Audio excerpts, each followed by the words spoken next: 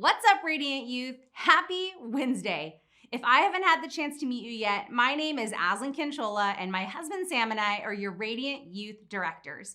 There is so much that could consume your Wednesday night, but you are here, and that is a big deal. And I just know tonight is going to be amazing. Some things are scarier when you have to do them alone, right? Just think about it for a second. Haunted houses, presenting in front of your class, or trying out for a team are all scarier without your friends. Things are simply better and less scary when we can do them with other people. And church is the same way. I'm not saying that faith is scary or frightening, but there are parts of it that can be confusing. It's easy and natural to deal with doubt and struggle. All of that is less intimidating when you don't have to face it alone. And that's one of the reasons we have small groups. We don't want church to just be another class where you sit and listen to the teacher. We want it to be a conversation between you and other people. We want it to be a place where you can live life together alongside other people. At Radiant Youth, we have small groups every Wednesday night. These are times where we break into groups age-specific and talk through the lesson of the night while going deeper into conversation and questions. The concept of small groups sounds nice, but I know that it might not be everyone's favorite thing. Maybe you're not sure why we do them. I've heard from dozens of students on why they don't like small groups. These are some of the responses I hear. I already have friends. You might be thinking, I don't need a small group. I already have my people. Why do I have to be friends with people at church? It feels forced. Another one is, I don't like some of the people in my group. I get it. We don't just assume that if we put a group of people in the same group that they're all of a sudden going to be best friends. Sometimes people annoy people, and sometimes people don't have anything in common. Sometimes people struggle with personality differences. Sometimes you may even wonder, am I supposed to fit in with this group? Or are they supposed to fit in with me? Either way, something is just off. I've also heard, I don't trust some of the people in my group. Maybe you like most of the people in your group and they're fun to hang out with, but you don't necessarily trust them. You're pretty sure that if you shared something deep and personal, someone would make a joke or someone would talk about it outside of the group. You simply don't know the people in your group well enough. You don't know what they say or do outside of the group. Being open, honest, and vulnerable sounds good, but you're not sure if you can trust the people in your circle. I've heard, well, I feel judged. Maybe you feel like your history or reputation isn't the best. You've made mistakes in your past, or maybe you're new to church, or you don't know much about Christianity or the Bible, or maybe you're not even sure what you think about this whole religion thing. If you were really, really honest, you'd admit that you're probably a little nervous to speak up. You wonder things like, well, what if I sound stupid? What if I don't know what I'm talking about? Or you think, I can't say that in a small group. I'm not well behaved enough. No matter how much we say from the stage that it doesn't matter what you've done, you're always welcomed in small groups. We still get that it's difficult to truly believe that message. I've also heard, I don't want to talk to people.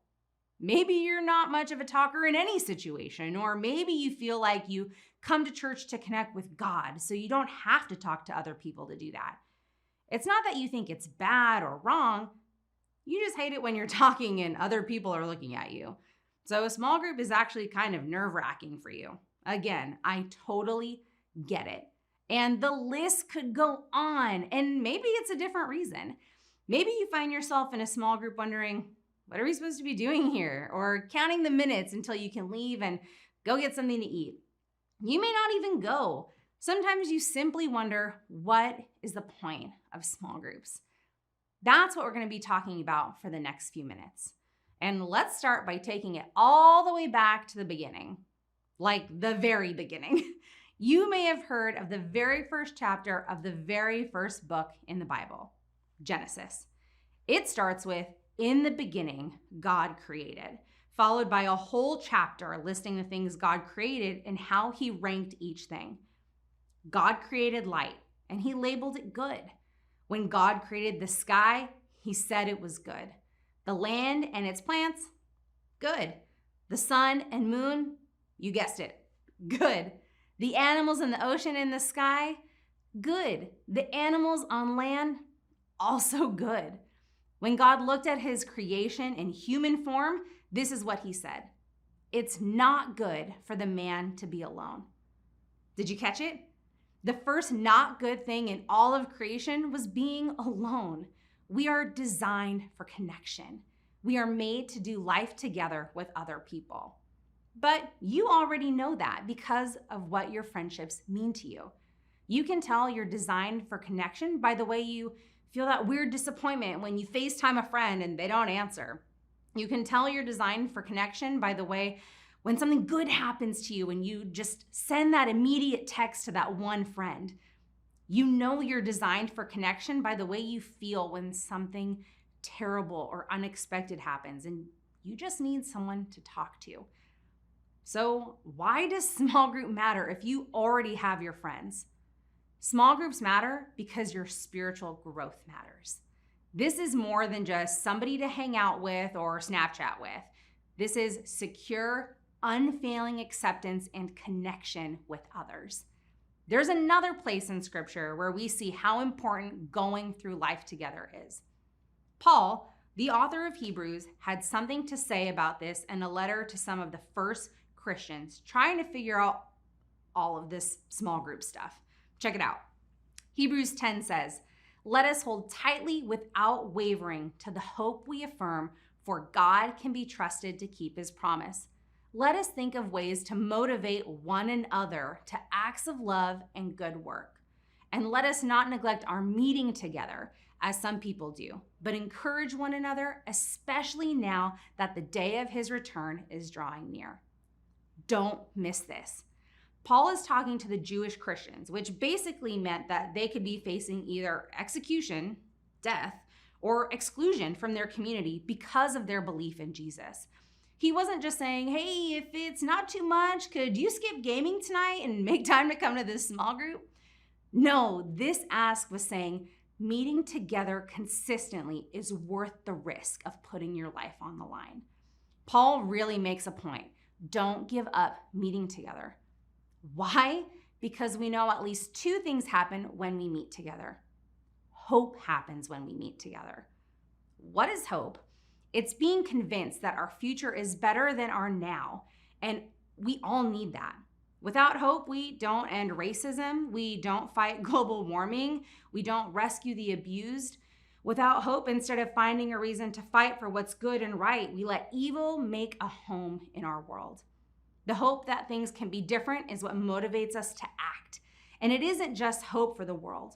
When we meet together, it reminds us there is hope for our own lives, hope for better days ahead, hope that next week might be better than this week. Love and good deeds happen when we meet together.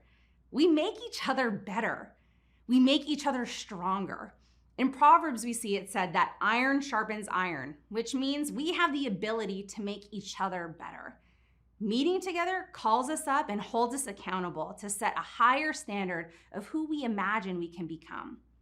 And maybe the most important phrase in that whole passage is not giving up. Paul knew that it would be super tempting to skip the living life together part of following Jesus. He knew that meeting together would require commitment and sacrifice. Showing up and connecting requires reprioritizing your schedule and guarding the time you get with your group.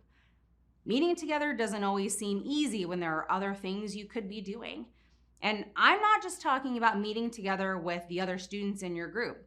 In fact, a lot of the book of Hebrews is devoted to the idea of having a leader, a person who knows God and is a little further along than you in your life. The truth is, we all need somebody, an adult somebody, outside of our families who can help us figure out life. That's what your leader signed up to be. And that's what's wild about this group of adults. They actually want to do this. They signed up for real conversations about your real life. They don't need a fake or perfect version of you. They signed up to be here every week for the real you. Here's what I'm getting at. This idea of community in Hebrews is more than just a group of friends. This wasn't your average group of friends watching a football game together or the people you make TikToks with. This was ride or die.